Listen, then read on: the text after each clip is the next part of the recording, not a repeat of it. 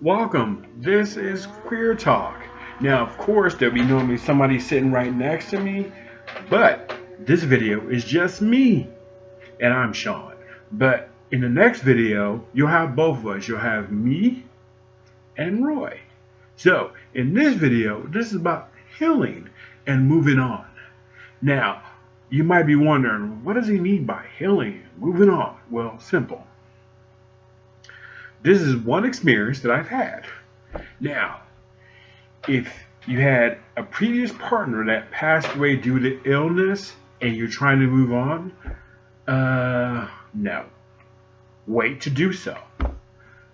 Take a couple of months, take a year, take as long as you need so you can move on because healing process, take time to heal and grieve and adjust. Because if you're just going to jump right from one thing to another after somebody passes you spend a long time with, apparently a new relationship is not going to work out with you. Just a simple fact is because if you keep talking about your previous life you had with a new partner, you're probably going to send them red flags. And especially when you're wearing your dead deceased partner's ashes around your neck, meeting somebody and trying to get with somebody and get, start a new relationship, that's not going to work. So, and that was my experience, you know. So for me, that was a red flag for me because he wasn't talking about us getting together. He wasn't trying to get to know me. He was mostly talking about what he had and what he missed. And even till this day, he still does it. So again, he's never going to find that relationship that he used to have because he keeps comparing relationships, And unfortunately, the partner that he had passed away, and me, we're totally different people. We both have different lives and different ways of loving each other and everything. So it's just not going to work out. So that was a red flag for me. I had the utmost respect for what they had, but the reality sense was it just wasn't going to work out. And so I made it perfectly clear that it's just best that we just remain friends for now. Because I figured that he is not over losing him.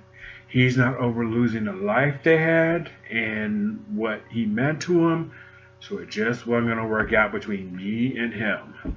So that's the thing in relationships or if you're single and you're looking to move on, take some time. Don't rush into another relationship until you're absolutely ready and sure.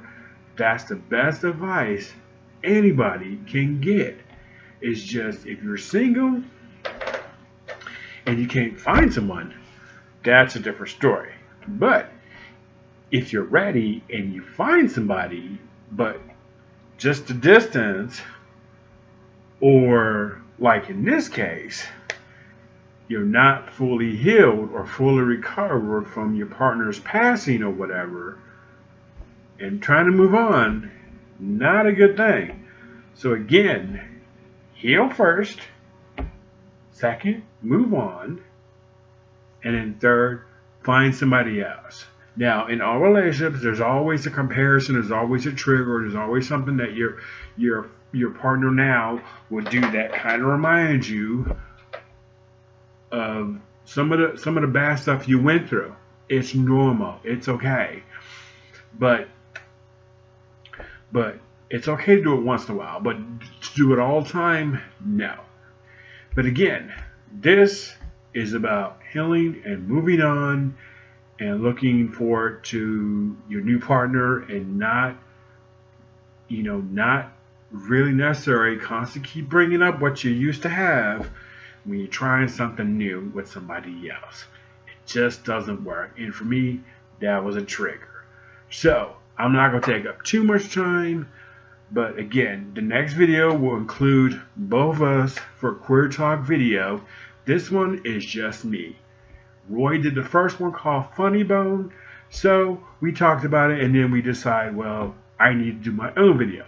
So this one, like I said, is healing and moving on. So again, if you lost somebody in your life, take some time. Because if you're trying to bring your old relationship that you had into the new one, it's not going to work. And what I mean is carrying around your partner's ashes around their neck. That's not a good sign that they're ready to move on and start a new relationship. So those are the few tips, because if they just keep talking about his former life with his former partner and wearing ash around his neck, they're not ready to move on.